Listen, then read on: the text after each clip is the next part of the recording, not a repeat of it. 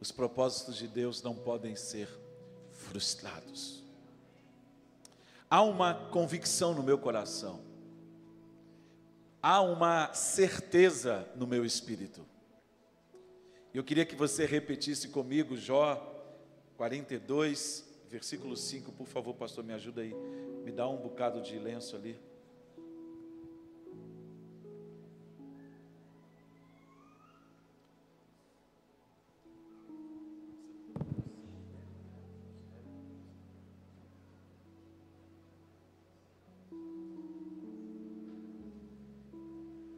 Eu confesso para vocês que eu não tenho toque.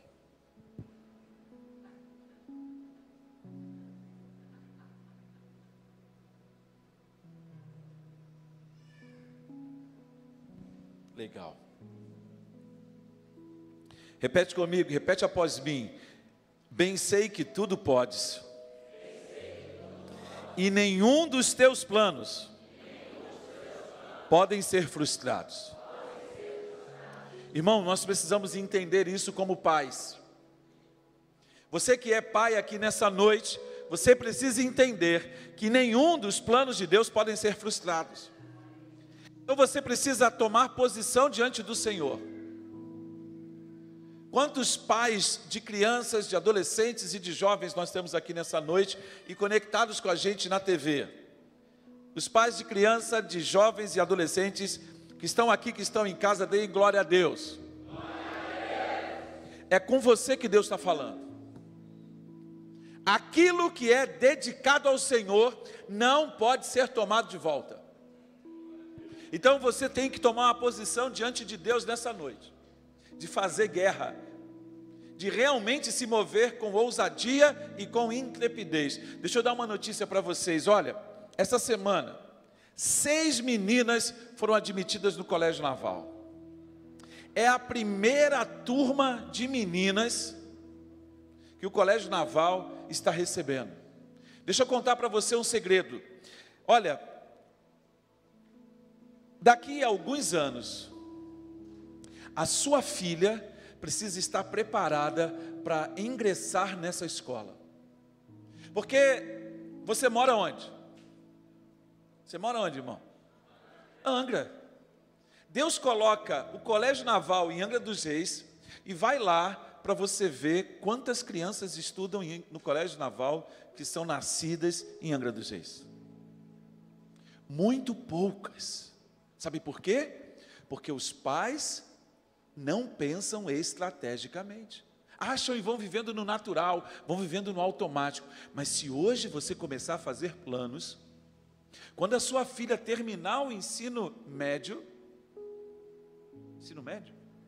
Não, fundamental. Quando terminar o fundamental, ela vai estar pronta para passar nesse concurso. É um concurso fácil? Não. Mas é um concurso possível? É para quem crê, e se você crê, você vai estudar, da agora. Vai começar a olhar para a escola não mais como um lugar qualquer. Não, eu estou aqui para preparar a minha vida para o futuro. Sabe por quê? Você faz 3 anos do ensino médio, depois você vai para a escola naval, faz mais 4 anos, ou seja, em 7 anos, vamos imaginar assim, ó, que você comece hoje, aí daqui a 7 anos, você se torna primeiro tenente da Marinha, com um salário hoje de R$9.000. Você ganha R$9.000 no comércio? Ganha?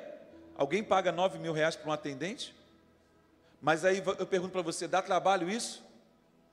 Dá trabalho, igreja? Mas é viável? Então você precisa mudar a sua forma de olhar para a vida. Porque se você está aí no ensino médio agora, aí, terminando, falta alguns anos para você terminar o fundamental, você vai olhar para isso como uma oportunidade. Aí você vai dizer assim, como muitos dizem, eu não quero ser militar. Joia! Faz disso uma ponte. Faz disso um degrau. Tem muita gente perdendo oportunidade de Deus na sua vida, porque está sendo menino, está sendo criança. Deus te abre uma porta, aí você vai dizer assim, não, Deus tem um negócio melhor para você. Rapaz, o melhor para você é o que está na sua mão agora. Se arrependa diante de Deus, peça perdão e aproveite a oportunidade, porque você passa, termina, aí você fica aí uns 2, 3 anos, faz uma outra faculdade, e aí você fez assim, ó, já pulou do trampolim? Essa oportunidade te joga para uma outra. Sabe quando você vai parar? Nunca mais. Aí Deus vai usar você para transferir recursos para o reino, para abençoar outras pessoas. Mas não fique sentado chorando, reclamando as dificuldades da vida. Entenda que hoje é um dia de oportunidade. Você está nesse culto, você está conectado no canal dessa igreja, porque Deus quer transformar a sua cosmovisão. Quem tem ouvidos para entender aí, diga amém. Amém. Vai mergulhar, galera? Vai mergulhar? Hein?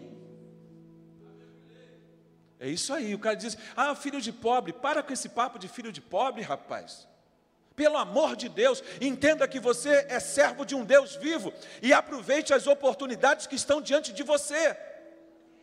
Tem N outras escolas que você pode passar no concurso, mas para passar tem que parar de ficar perdendo tempo em casa. Agora, você tem que estudar. Vai valer a pena. Vai valer a pena. Vai valer a pena. Tudo isso. Ariane, por favor, me ajude aí com a primeira projeção. Irmãos, soberania. Uhul. Fala assim, o meu Deus é o soberano de toda a terra. Será que você entende isso? Queridos, isso precisa se tornar algo na sua vida que seja claro e cristalino como o sol. Porque na realidade, eu e você estamos vivendo no modo natural. Fala assim, hoje eu vou deixar o natural e eu vou me mover no sobrenatural. Porque o sobrenatural é o natural de Deus. Simples. Simples. É isso que Deus está propondo para a gente nesse tempo. Esse não é um tempo de dificuldades. Eu quero que você entenda que se o Senhor, o Eterno, o Deus Criador de todas as coisas, tivesse nos chamados para a década de 40, nós não estaríamos aqui agora talvez. Nós teríamos nascido lá em 1929, nós teríamos nascido em 1890. Mas Deus, na historicidade do seu plano, Ele me botou para nascer na década de 60. E eu nasci em 1966. Então hoje, no auge dos meus 56 anos, já quase 57, Ele me continua mantendo aqui, vivo, trazendo uma palavra fresca para você todas as semanas, exatamente porque o plano dele é que essa palavra se cumpra nessa geração, na próxima geração, na outra geração, para que de fato nós sejamos um instrumento poderoso e afiado nas mãos dele. Você está entendendo, filho? Mas deixa eu dizer uma coisa para você, e vou repetir o que eu disse na semana passada: não tem nada de graça na vida. Tudo tem que ser conquistado. Para com essa visão. Olha só, rompa com o Estado brasileiro hoje. Porque você tem que sair dessa visão de que o Estado vai te dar tudo. O Estado não dá nada. Tudo que o Estado tem é às custas do nosso imposto. Todo o dinheiro do Estado sai do nosso bolso. Quem paga a conta do SUS, fala assim, sou eu. Quem paga a conta do Congresso Nacional, fala assim, sou eu. Você está entendendo, filho? Ou você está achando que vem de Marte o dinheiro? Sai do seu bolso, filho. Então para com essa visão clientelista de que o vereador está fazendo um favor para você. Vereador não faz favor para ninguém, filho. É obrigação, ele foi eleito para isso, recebe para isso. Prefeito foi eleito e recebe para isso. Aí você começa a entender por que a gente não toma posição, sabe por quê? Porque a gente acha que é um favor, que eles estão fazendo um favor, eles estão nos abençoando. Eles não estão nos abençoando, eles existem para isso. eles são sustentados pelo povo. Começa a entender? Está entendendo ou não está entendendo? Então isso depende de você tomar posição. Vamos caminhar que você vai entender o processo do que Deus quer falar com a gente nessa noite. Primeiro texto que eu quero compartilhar com você, Romanos no capítulo 1, no versículo 16 e 17, para a gente começar a entender esse processo de soberania de Deus. O versículo 16 ele diz assim, olha aí na tela: não me envergonhe do Evangelho, pois é o poder de Deus para a salvação de sua ira e punição, para todo aquele que crê em Cristo como Salvador. Primeiro do judeu e também ao grego. Repete após mim: pois no Evangelho a justiça de Deus é revelada, tanto brotando da fé, como levando a fé. Como está escrito, e para sempre permanece escrito. Repita com toda a força do seu ser: o justo e íntegro viverá pela fé. Então eu preciso de fé para compreender a soberania de Deus. Eu preciso de fé para começar um relacionamento com Deus. Eu preciso de fé para mergulhar no profundo de Deus. Porque se eu não tenho fé, se eu não compreendo que Deus no seu eterno propósito de graça, Ele envia Jesus para nos resgatar de uma maneira vazia de viver, que por tradição, por causa do pecado, nós recebemos dos nossos pais. É isso que o apóstolo Pedro diz na sua carta. Nós tínhamos uma maneira vazia de viver. E porque nós tínhamos uma maneira vazia de viver, a gente vivia a vida de qualquer jeito. Mas esse tempo de viver a vida de qualquer jeito, para nós não cabe mais. Fala assim: eu não posso viver de qualquer jeito. Filho, você que está sentado aí no sofá agora, apruma a sua postura nesse sofá. Porque é exatamente isso que eu quero falar com você, de postura. Ei, olha só. Ei, preste atenção, você precisa ter postura. Por que eu estou falando de postura, de compostura, de como você senta? Porque você não pode andar de qualquer jeito. Porque você não é um Zé das couves, você não é um Zé ninguém, você não é um zero à esquerda. Você está entendendo, Marcos? Você está entendendo? Ou você não está entendendo? Irmãos,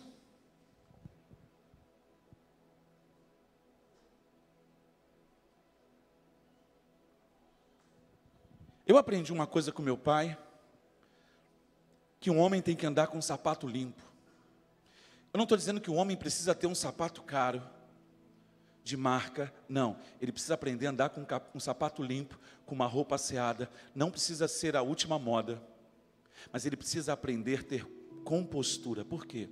Porque essa atitude de andar de qualquer jeito, essa atitude de levar a vida de uma forma indisciplinada, gera pobreza e gera miséria. Então, você precisa mudar de postura, porque a realidade exterior fala de uma verdade de dentro. Quando você está andando de qualquer jeito, quando a sua vida está de qualquer jeito, quando está tudo de qualquer jeito, isso não fala de uma realidade de fora, fala de uma realidade de dentro. A desordem está no seu mundo interior. Então, quando nós olhamos para o apóstolo Paulo, escrevendo aos cristãos de Roma e dizendo: olha só, eu não me envergonho do Evangelho, porque o Evangelho é o poder de Deus para a salvação, ou seja, é por meio da boa notícia do Evangelho que Deus se revela. Ele realmente disse na sua palavra. Gênesis, quando começa, ele diz: a terra era sem forma e vazia. Deus vem e põe ordem na criação. Presta atenção, Deus não pôs ordem na natureza, Deus pôs ordem na criação, porque a natureza não existe. Aprendi com o pastor Eduardo. Por que a natureza não existe? Porque a natureza não se proclamou sozinha, não foi natural. Toda a obra foi criada. Toda a obra foi criada. É interessante, queridos, olha no Salmo 19, Os céus e a terra proclamam a glória do Senhor. Por que que o sol se levanta todo dia? Porque quando ele se levanta, ele glorifica o Criador. O sol não foi trazido à existência por um ato involuntário, mas por uma ação diretiva de Deus, o soberano do universo, o Senhor de toda a criação. Então você começa a entender, você começa a compreender que a boa notícia de Deus, ela traz uma completa transformação na forma como eu vejo o mundo, como eu me porto, como eu ando nesse mundo. Então eu preciso que você entenda. É necessário, é fundamental que você realmente compreenda o que Deus quer fazer com você. Olha só, deixa eu dizer uma coisa para você. Hoje, eu preciso sair desse encontro com 200 inscrições para a conferência do Espírito Santo. Eu vou abrir inscrição lá atrás. O irmão Eli já está sentado lá, ele já vai providenciar a ficha. Eu não vou me preocupar com o aplicativo nesse momento. Você precisa sair daqui inscrito. Aí eu vou dizer um desafio. Se você não tem os R$20 para você investir, comece a orar. Porque o investimento de R$20 nessa conferência vai começar a mudar a sua atitude de como você trata os recursos que estão nas suas mãos. Deus vai começar a provar a sua fé. Deus vai começar a mudar a sua cosmovisão e a forma como você se relaciona com o dinheiro a partir dessa conferência. Eu vou dizer para você, vai ser um exercício de fidelidade. Você pertence a essa família, você pertence a essa comunidade, então o carnaval você vai passar na conferência do Espírito Santo. 3 encontros que vão impactar a sua vida profeticamente. Você está entendendo ou não está entendendo? Está em casa, está entendendo? Então vem para cá. Olha o que Paulo continua dizendo aos cristãos de Roma, agora no capítulo 11, versículo 32. Eu vou colocar uma outra tela, está aí prontinha para você, olha aí. Na verdade, Deus considera toda a humanidade como prisioneira de sua incredulidade, para que Ele possa abrir nossos corações e mostrar suas ternas misericórdias a todos que vem a Ele. Esse versículo 32 tem tudo a ver com o versículo 16 do capítulo 1, quando Paulo começa a sua história. E aí ele começa a declarar algo para a gente que é surpreendente. Versículo 33. Quem poderia envolver suas mentes nas riquezas de Deus, na profundidade de sua sabedoria e na maravilha do seu conhecimento perfeito? Quem poderia explicar a maravilha de suas decisões ou descobrir misteriosa como ele executa os seus planos? Pois quem descobriu como o Senhor pensa, ou é sábio o suficiente para ser o único para aconselhá-lo em seus planos? Ou quem alguma vez deu algo a Deus que obriga Deus a lhe devolver algo em troca? Pois dele, o sustentador de tudo, veio tudo, e agora tudo encontra satisfação nele. Que todo louvor e honra sejam dados a Ele para sempre. Amém. Irmãos, eu já li tudo.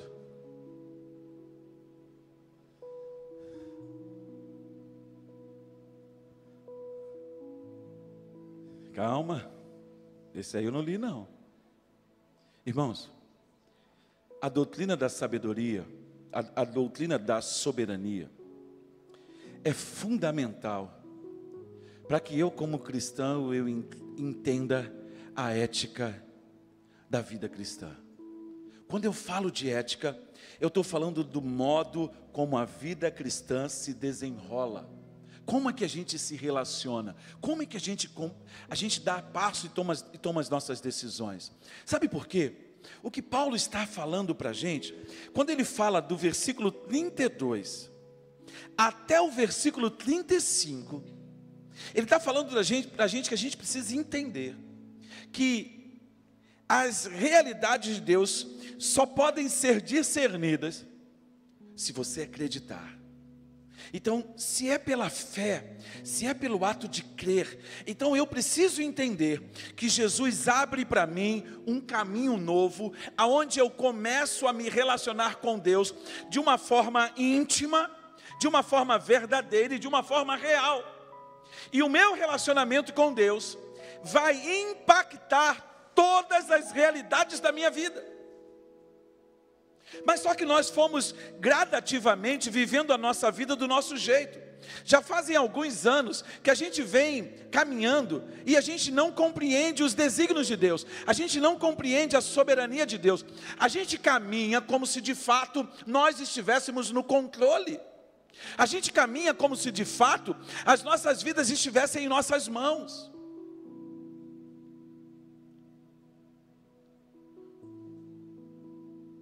E por que a gente faz isso? Porque nós temos uma predisposição natural. O pecado em nós aponta para vivermos uma vida independente. Quantas pessoas que estão aqui me ouvindo hoje, sentado aqui ou em casa, que são senhores da sua própria vida? Quantos homens estão aqui me ouvindo, estão ouvindo em casa, que são senhores sobre a sua própria vida, são a medida da sua vida? Caminham sem sombra de dúvidas, tomando todas as decisões a respeito de si mesmo. E aí a gente, por estar no controle, por estar vivendo a vida do nosso jeito, por estar vivendo a vida no automático, quando a gente é confrontado sobre as realidades sobre as quais a gente não tem como explicar. Como é que você explica que você tem um filho, você espera esse filho por 9 meses, e de repente esse filho nasce, fica com você 4 meses e simplesmente morre? Como você explica que em fevereiro você perde a sua mãe, em agosto você perde o seu pai, como a Daiane testemunhou aqui? E aí você começa a entender aonde é que está o problema, porque a própria Daiane testemunhou: a minha mãe era a minha torre segura.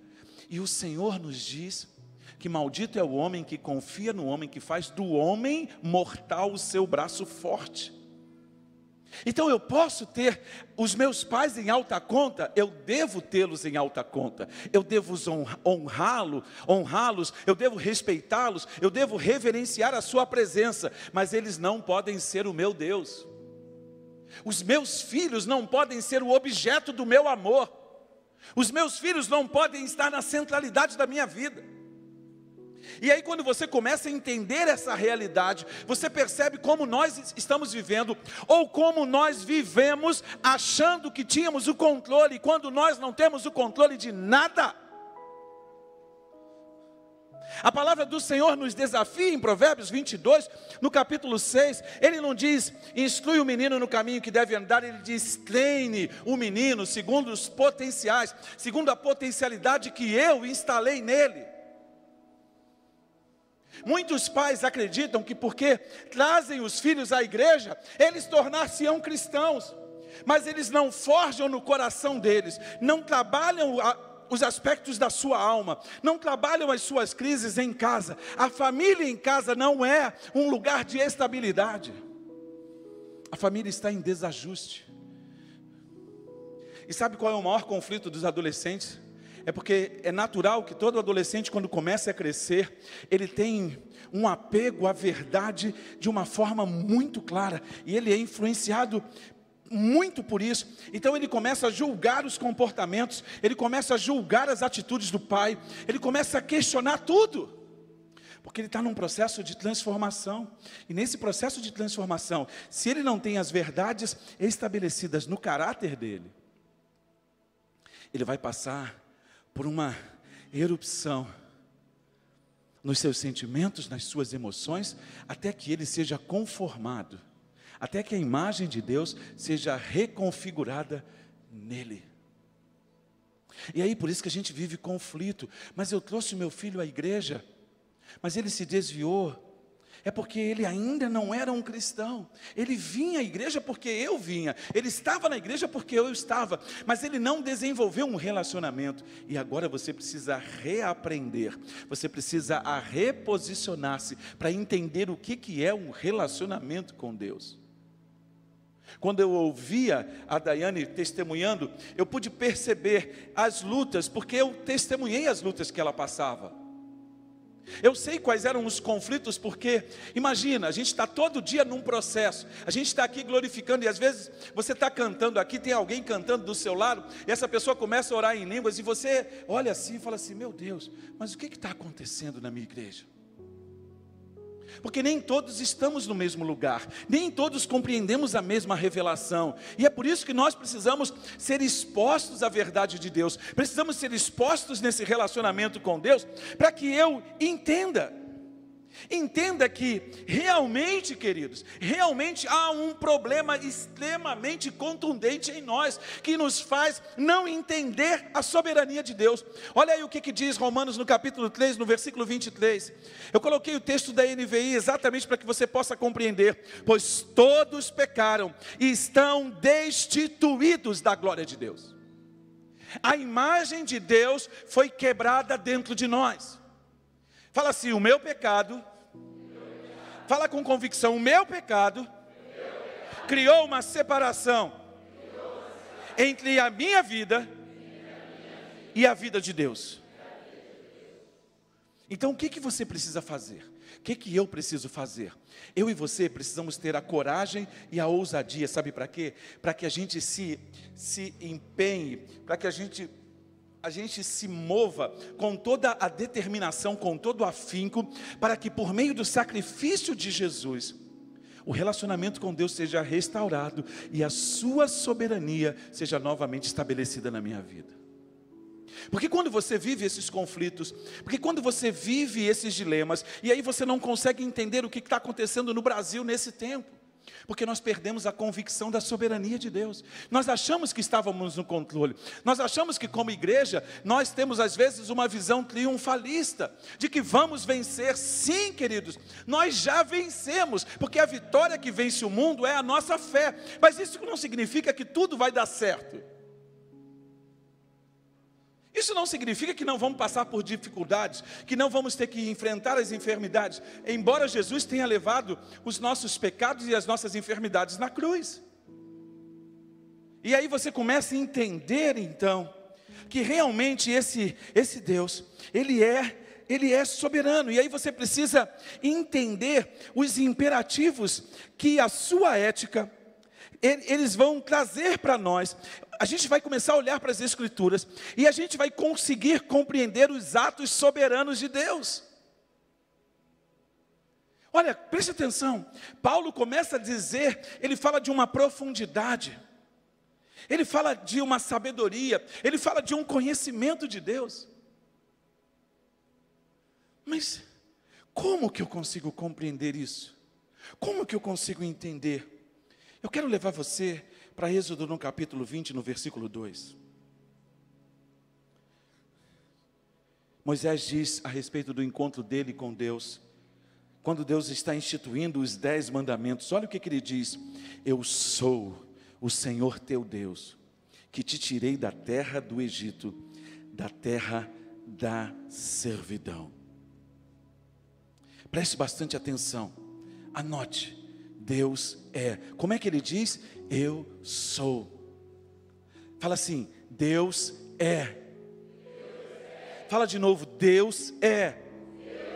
Ele não tem começo e Ele não tem fim. Ele sempre foi, Ele nunca terminará, pois Ele não veio a existir. Ele é, pois Ele não pode deixar de ser. Ele é a realidade absoluta, Ele é a única constante no universo. Ele de modo algum pode ser melhorado. Ele é bondoso, Ele é amor, Ele é justiça, Ele é paz, Ele é Yahvé, o Deus que é. Ponto. Ele diz simplesmente para nós: eu sou o Yahvé Jireh, eu sou o Deus que tudo provê. Eu sou o Yahvé Nissi, ou seja, eu sou o Deus que vai como um estandarte à frente em todas as suas guerras. E aí quando você começa a entender isso, você começa a se posicionar de uma outra forma. Não é mais você quem dirige, mas é você quem se submete. É você que começa a segui-lo em absoluta obediência. Você começa a entender que Ele é Yahvé Sabaote. O que é Yahvé Sabaote? É o Senhor Deus dos exércitos de anjos. Então Ele não somente vai à nossa frente, mas Ele luta as nossas guerras. Mas como é que Ele luta as minhas guerras? Então é uma atitude passiva. Eu tenho que sentar no sofá da minha casa e esperar eu chegar até os 14 anos e eu vou passar na prova do colégio naval de forma passiva, sem fazer nada. Talvez aqui nessa noite Deus tenha acendido no seu coração uma chama dizendo: rapaz, eu vou passar nesse concurso. Isso mesmo, você precisa interiorizar essa verdade e dizer: eu vou passar nesse concurso. E aí o que você vai fazer? Você vai andar em santidade. Aprendi isso com a Valnice essa semana e me deixou muito alegre. Você vai andar em santidade, você vai buscar o Senhor, você vai trabalhar, você vai estudar como se andando em santidade pronto, andando em santidade pronto, porque Jesus vai voltar hoje.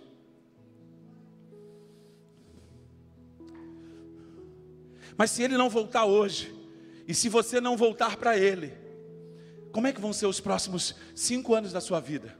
Então eu vou começar a trabalhar, eu vou começar a planejar, eu vou realmente me colocar nas mãos dEle. Tem uma canção que a gente cantava no passado que dizia assim: eu vou trabalhar, eu vou construir, eu vou ser um vaso usado por Ti, ó Pai,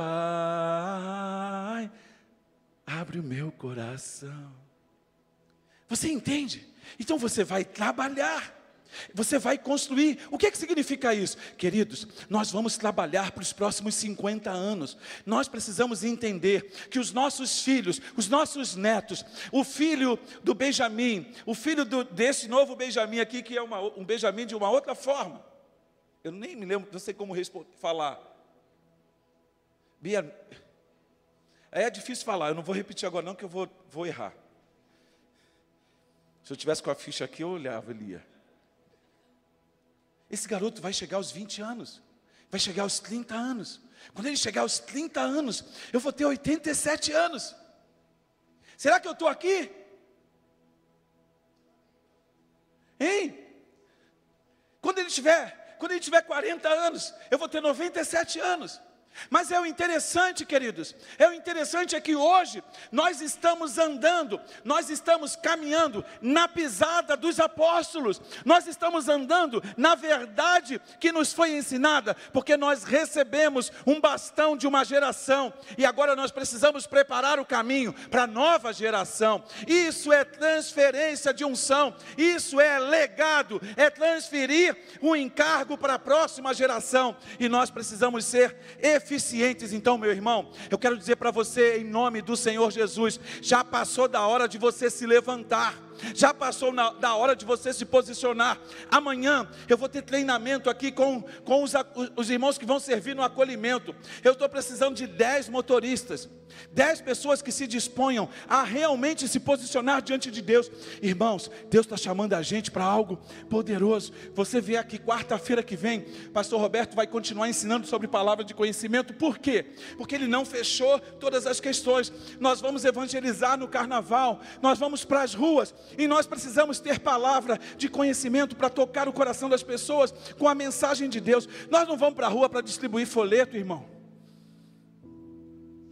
As pessoas vão estar caminhando na sua euforia, na sua alegria, e o único jeito de pará-las é se Deus desvendar o coração delas para nós. Mas eu vou te perguntar, você vai simplesmente dizer para mim: ah, é carnaval, eu vou para a praia? Tudo bem, jovem, você vai para a praia, mas você vai chegar aqui na hora? Você já fez a sua inscrição? É isso que eu não entendo mais, essa apatia, essa falta de comprometimento, essa falta de responsabilidade, essa falta de realmente assumir uma posição diante de Deus. Vocês têm posição com tudo, Aliás, tudo que lhes é conveniente, mas o Senhor Deus, Ele está chamando a gente para um encargo, Ele está me chamando, Ele está realmente me pedindo coisas.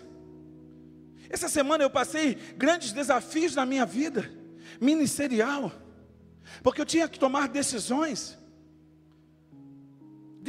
Eu posso contar aqui as lutas desses dias. Lembra que os irmãos prometeram que iriam transferir o dinheiro? O irmão falou para mim: pastor, eu vou dar a oferta que eu prometi de R$5.000 na quarta-feira. Na terça-feira ele me manda: pastor, o cheque que eu ia receber de R$15.000 voltou. Aí pensa no meu coração como é que ficou. O outro que ia transferir o dinheiro, a nossa máquina não aceitava a operação, porque era uma operação internacional. Eu mandei o link, mas não tinha como ser pago. Eu falei: Senhor, eles prometeram que iam dar. E como é que esse dinheiro vai chegar aqui? Como é que a gente vai dar os passos que são necessários? Aí você vê essas pessoas se levantando para dar. Na cabeça de muitas pessoas que estão aqui, na cabeça das pessoas que estão sentadas em casa, o dinheiro já entrou na conta delas, porque é automático. O pastor fala e automaticamente o dinheiro chega. Filho, não é assim. O Espírito Santo está confrontando muitos de vocês, está trabalhando de recursos que vocês já receberam, de coisas que vocês já fizeram, mas vocês não honraram. E aí você começa a perceber que são desafios, porque você tem que tomar decisão. Eu vi os meus irmãos trabalhando de sol a sol essa semana, dando a sua mão de obra de voluntariedade. Você sabe o que é isso? Hoje nós tivemos um grupo de irmãos aqui de manhã, e eles instalaram o padrão ali voluntariamente. Você sabe quanto custa isso? Aliás, deixa eu falar para vocês aqui, Carral, serviços elétricos. Carral é família. Se você precisar de uma operação para construir a sua casa elétrica, fala comigo que eu vou dar o contato deles. Está na hora da gente honrar. Você vai contratar quem? Irmãos, Deus vai mudar a nossa forma de ver o mundo. Sabe por quê? Porque eu tenho aqui um grupo de pessoas que estão comprometidas, pessoas que vestem a camisa junto comigo, pessoas que realmente mergulham. Mas nós precisamos entender, queridos, precisamos entender essa realidade. Olha o que Efésios no capítulo 1, no versículo 11 diz a respeito dessa soberania. Nele também recebemos uma herança. Fala assim: eu recebi uma herança. Tendo sido predestinados, escolhidos, designados de antemão, de acordo com o propósito daquele que faz tudo, de acordo com o conselho e desígnio de sua vontade.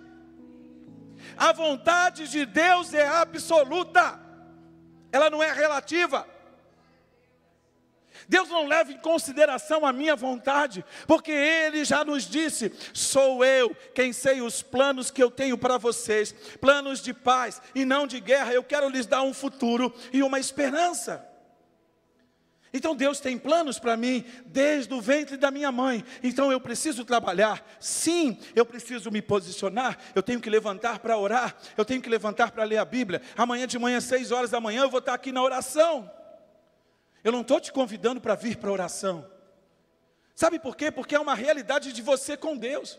Às vezes eu olho para os intercessores, às vezes eu falo: Senhor, esses homens são intercessores mesmo, de verdade, porque onde é que eles estão, Senhor? Eles têm que ser convocados, eles têm que pedir, eu tenho que mandar cartinha, mandar o pombo correio, fazer fumacinha, fazer nuvem para ver se agora... Irmão, pelo amor que você tem a Deus, desperta você que está dormindo, filho.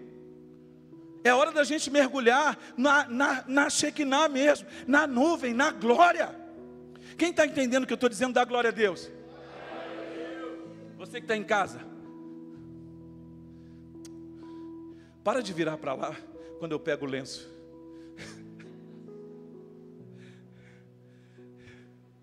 Mergulhe na glória de Deus.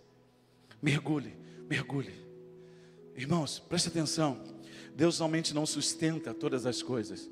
Ele não sustenta. Ele não criou simplesmente. Ele não criou simplesmente, mas Ele é ativo.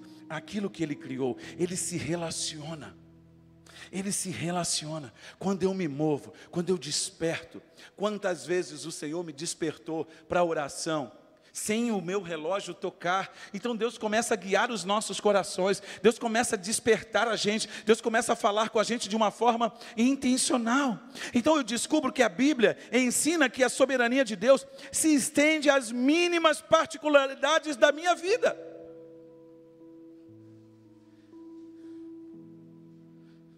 Mateus capítulo 10, versículo 29, não se vendem 2 partais por uma moedinha, e no entanto, nenhum deles cai no chão, sem a vontade de seu Pai.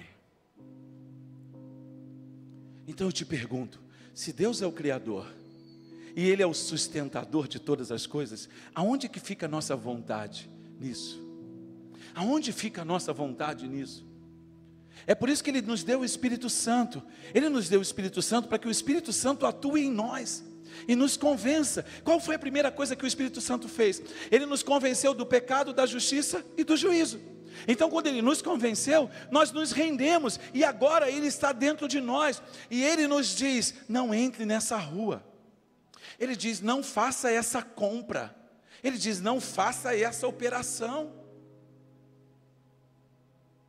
E aí, se você transgride aquilo que Ele disse, você vai entrar por sua própria conta e risco. Quando nós entramos num negócio que Deus nos chamou para Ele, Ele paga a conta, Ele transfere os recursos. Agora, quando a gente entra num negócio por nossa própria conta e risco, somos nós que pagamos o recurso. E às vezes você vai passar 2 anos pagando o erro de uma decisão lá de trás.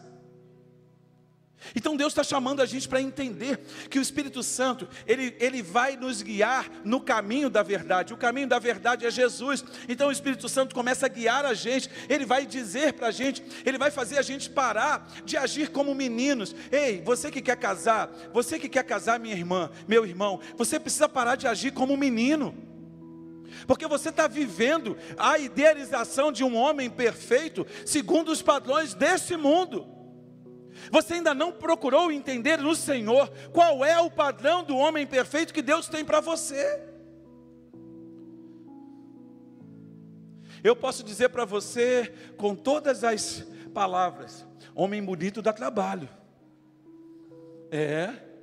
Ter marido bonito dá trabalho. Ter esposa bonita dá trabalho. Então você precisa começar a entender o que Deus está falando com você.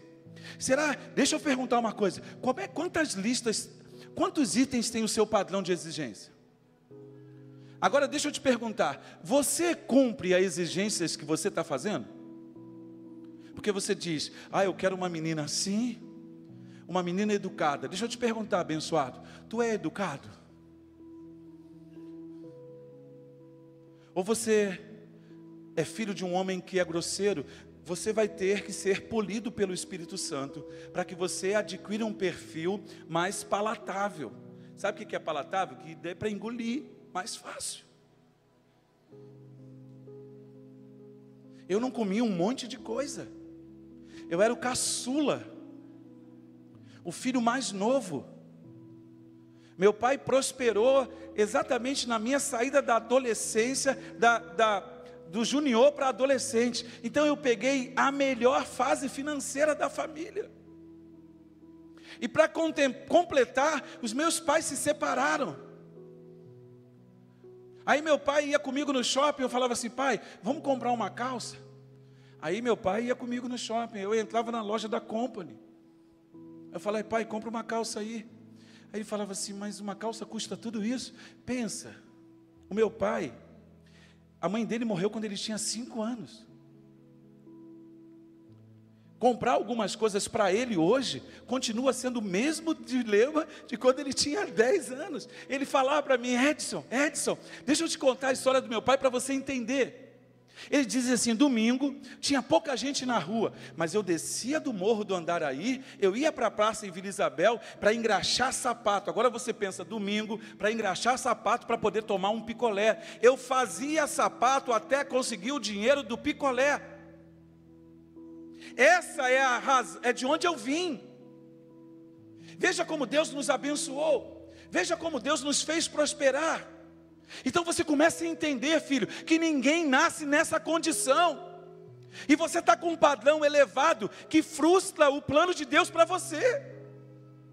E aí você vai perder o tempo. Quando você perder o tempo, você vai fazer uma outra oração. Não rejeitarei de maneira alguma aquilo que o Senhor me der. E aí você vai cair num outro lugar. Vou nem falar sobre isso. Olha o que ele está dizendo, queridos. Então o que eu quero? Como é que entra a nossa vontade? Aí você vai ter que fazer como Jesus. No Getsemane, no lugar de prensar azeitonas. Foi no lugar de prensar azeitonas que Jesus orou. Por que Getsemane? Por que a escola do quebrantamento? Porque é onde a vontade dele vai ter que prevalecer sobre a sua. Deus é soberano, mas Ele nos impõe determinadas coisas que nós precisamos aceitar. Sabe por quê? Porque não sou eu quem estou no controle, não é você quem está no controle. Queridos, nós não conseguimos dizer nem se nós vamos viver mais um segundo. Nós não temos controle de absolutamente nada. Mas precisamos caminhar debaixo do controle dele, que tem o controle de todas as coisas. Aí eu quero que você pare para entender. Volta lá naquela primeira projeção, Ariane.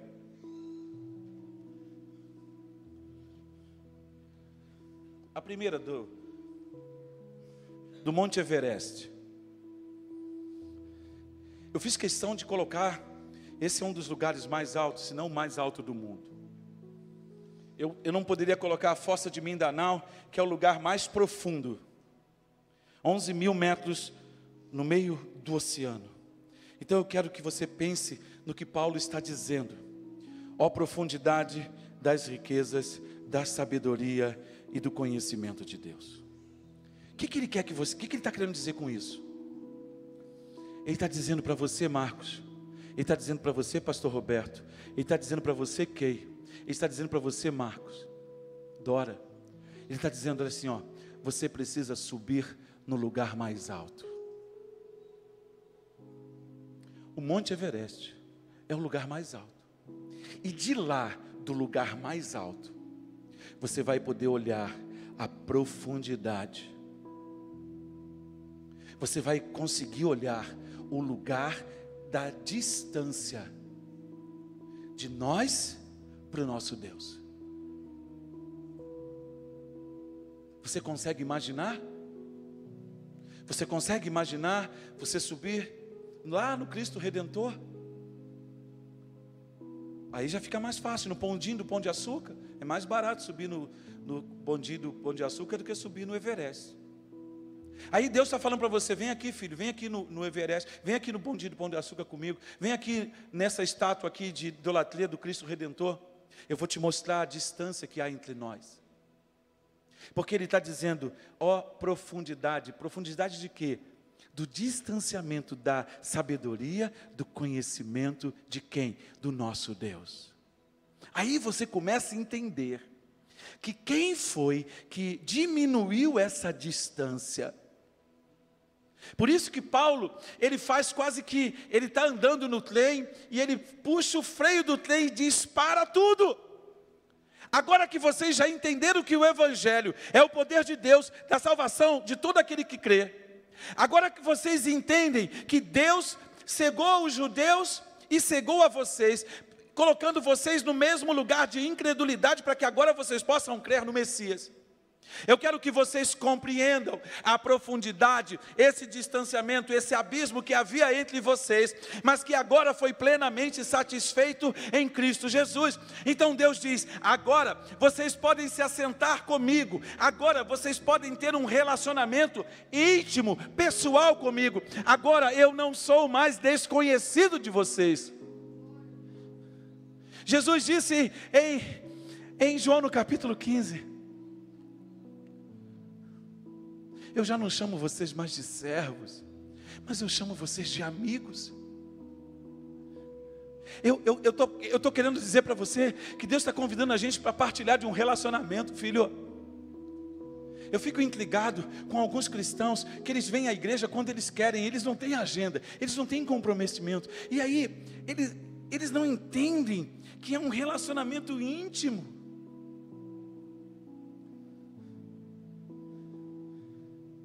Esses dias eu vi um vídeo que me chamou a atenção. O pastor estava de férias, aí estava numa rede, aí ele estava num lugar, na rede, aí veio um menininho, olhou para ele e falou assim: você tem cara de crente. Aí o pastor, paz do Senhor. Ele, mas eu estou vendo uma coisa a mais em você. Você tem cara de pastor. Ele disse: eu sou pastor. Aí o menino correu. Aí daqui a pouco ele volta, e com ele veio um homem, e disse: aqui ó, esse aqui é o pastor. Aí a pessoa fala assim: a paz do Senhor. Então, eu vim aqui, porque o pregador dessa noite faltou. E nós viemos para convidar o irmão, para que o irmão pudesse assumir esse lugar. Eu sei que os nossos corpos precisam parar. Eu sei que eu preciso descansar, e eu faço isso mesmo. Vocês podem não acreditar, mas para eu descansar eu tenho que viajar, não posso ficar aqui. Entendeu a metáfora?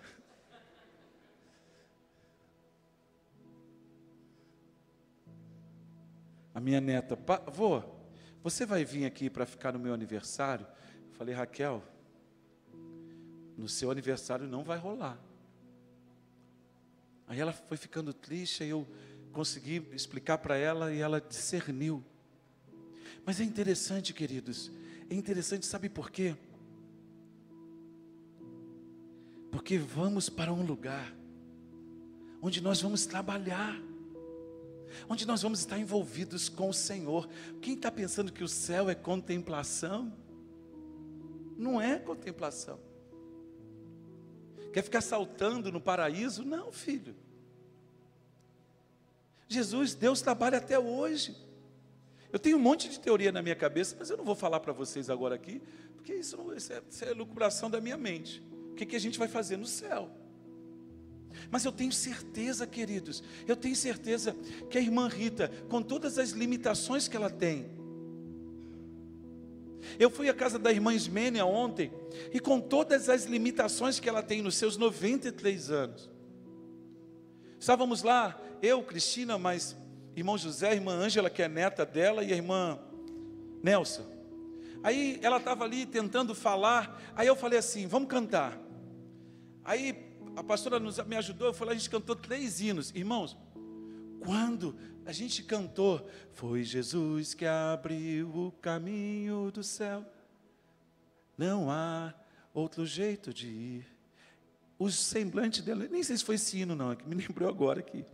Mas eu cantei um hino, a gente cantou na sala, com toda a dificuldade de falar que ela está. O rosto dela se iluminou quando ela cantou a melodia de algo que estava dentro dela.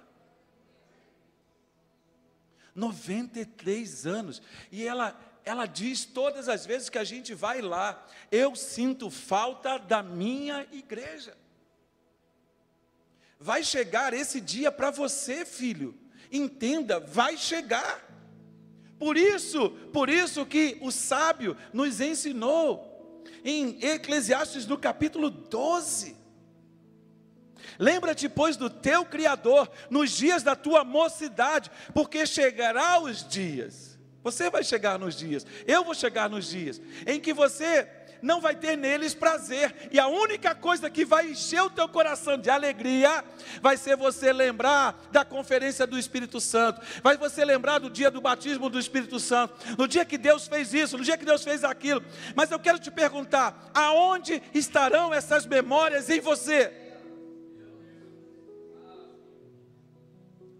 Você realmente tem memórias?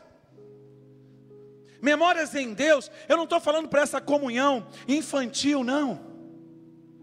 Porque eu me pergunto às vezes com esses encontros de comunhão. Ontem a gente estava lá, sentado na festa, mas a gente não estava falando de política.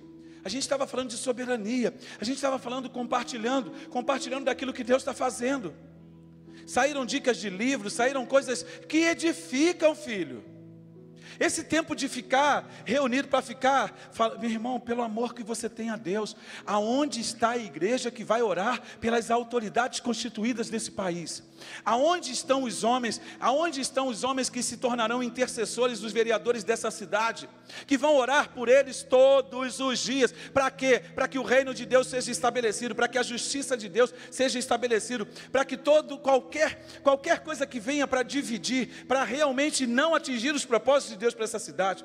Irmãos, a igreja que ora vê o milagre de Deus acontecendo. Sabe por quê? Porque eu creio que a Bíblia é a verdade, e Deus diz que Provérbios 21:1, como as correntes d'água, assim é o coração do rei nas mãos do Senhor, Ele inclina para onde Ele quer. Sabe por quê? Porque nós cantamos aqui nessa noite, o meu Deus é soberano, o meu Deus é soberano. Então eu estou procurando aqui, aonde estão os homens e as mulheres que vão ser intercessores do prefeito, aonde estão os homens e as mulheres que serão intercessores dos juízes, dos promotores. Nós precisamos entender que a igreja tem que voltar para a Bíblia e pegar a palavra e viver a palavra. Romanos no capítulo 13, pode procurar aí. Fica falando mal. Todo mundo que abre a sua boca para falar mal de autoridade, a vida anda para trás. Não tem palavra de bênção, ó. Eu já vi muito churrasco, onde a carne que era assada era minha. Mas eu vi muitas pessoas que pagaram caro pela sua rebeldia. Eu vi isso na minha infância. Eu vi isso. Eu aprendi, rapaz, muito cedo, a não falar do meu pastor, mesmo quando eu discordava dele. Eu tive o privilégio de ter o meu pastor pregando num dos meus aniversários aqui. Os irmãos se cotizaram aí, trouxeram um homem lá de Campo Grande, porque ele não estava mais em Madureira. Esses dias eu achei uma placa, procurando fotos da igreja aqui, eu achei uma placa que eu recebi em 1995, quando eu saí daquela igreja, para o ministério que o Senhor tinha me chamado, ser pastor auxiliar. Eles me deram uma placa, e quando eu olhei aquela placa só tem valor para mim. O dia que eu partir, os meus filhos podem pegar e tocar, não vai, ela tem um valor para mim, porque eu vivi os melhores anos da minha juventude naquela igreja. Eu fui útil ao reino de Deus quando eu era jovem. Eu não era fácil? Não, eu não era fácil. Eu era bagunceiro, mas eu fazia bagunça, era na igreja. Igual Eduardo, igual Daiane. Rapaz. É aqui que eu fazia. Aqui não, lá. Você está entendendo? Então o que Deus está dizendo para você? Filho, porque dele, por ele e para ele são todas as coisas.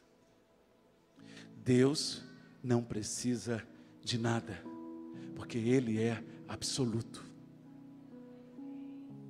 Ele vai permanecer, ele continuará sendo.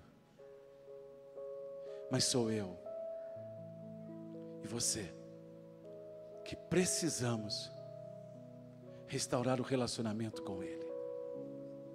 Sou eu e você que precisamos viver o melhor tempo da nossa vida com Deus. Sou eu e você que precisamos jejuar e orar, para que a nossa carne seja botada no lugar certo, sentada, para que você diga para a sua alma: alma, aquieta-te. Aquieta-te.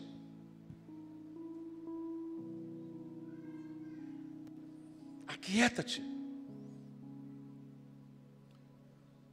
Aí vocês vão entender, nós vamos entender, como é que Deus vai nos transicionar. Cada um aqui está num ponto da sua trajetória. Cada um de nós aqui está num lugar. Deus está nos apertando, porque Ele quer que eu e você cresçamos. Você já imaginou?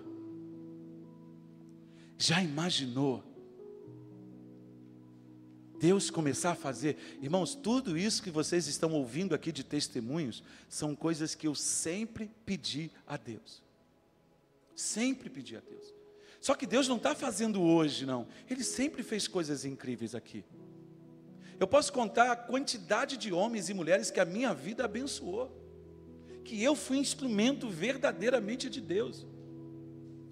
Mas foram poucos que honraram. Mas eu aprendi também essa semana, foi muito legal ver aquela proposição. É que quando você faz, você não faz porque o outro merece. Você faz porque está na sua natureza em Deus fazê-lo. A pastora ministrou isso na vida da Daiane ontem. Então, ser bondoso é uma decisão. Uma decisão. E aí Deus começa a abrir portas. Você é generoso com uma pessoa, Deus te lembra, olha, você pode abençoar aquela outra também. Aí você vai lá e abençoa, e Deus fala assim, então abençoa aquela outra. E aí Deus fala, abençoa aquela outra. Aí você descobre que Deus começa a transferir os recursos. Que recursos? Os recursos que estão nas nossas vidas, que estão sobrando. Não é coisa que não presta, não é coisa quebrada, são coisas que vão edificar a vida de alguém. Filhos, se eu e você formos obedientes ao Senhor, a gente faz um outro bazar semana que vem. E eu garanto para você, se a gente fizesse isso, tivesse coragem e ousadia de obedecer ao Senhor, a gente levantava 100 mil reais num bazar. Porque o que nós temos em casa, bom, perfeito, que nós não usamos, vocês não têm ideia. Mas o problema é que o nosso coração, eu vou dar o relógio para a igreja, eu comprei o relógio por R$1.000, para o pastor vender por 200, você não entendeu nada. Você não entendeu nada. Quem te deu o relógio não foi você. Você não pode produzir nada com a sua vida, se o Senhor não estiver te abençoando. E aí as pessoas começam a fazer conta, começam a ser mesquinhas com Deus. E a gente não faz isso. Vocês sabem que a gente tem o maior zelo com os preços que a gente coloca no bazar, porque a gente sabe como aquelas coisas custaram para chegar ali. Então você começa a perceber, Deus, os céus começam a se abrir, meu Deus, o Senhor vai abençoar. Rapaz, Deus já abençoou a gente há muito tempo. Eu tenho uns filhos aqui, que eu vi a vida deles assim, dar saltos. Como o Senhor abençoou, como o Senhor acrescentou dias, acrescentou graças, transformou casamentos. Rapaz, Deus tem feito milagres nesse lugar. Milagres. Céu aberto mesmo. Isso não tem nada a ver comigo, não. Não é por causa dos meus lindos cabelos brancos, não, filho. Tem nada a ver comigo, é Ele. Porque é dele, por Ele e é para Ele. A glória não é minha, é dele. Quem edifica as nossas vidas é Ele. Eu não morri por você. O meu sangue não traz vida em você. Mas é o Espírito Santo que flui, traz palavra. Eu vi rapidamente as canções que o Robert colocou no grupo, eu olhei, eu só lembro do grande eu sou. E eu estava aqui sentado, eu falei, Deus, como é que o Senhor colocou no meu coração pregar sobre soberania? E o Senhor conduz o culto dentro de uma visão de soberania. Soberania é um atributo não comunicável de Deus, é algo que é dele, mas Ele não comunica. A santidade Ele comunica, o amor Ele comunica, são atributos comunicáveis. Mas a soberania não. Se você olhar para a palavra, você vai descobrir como o Senhor é bom.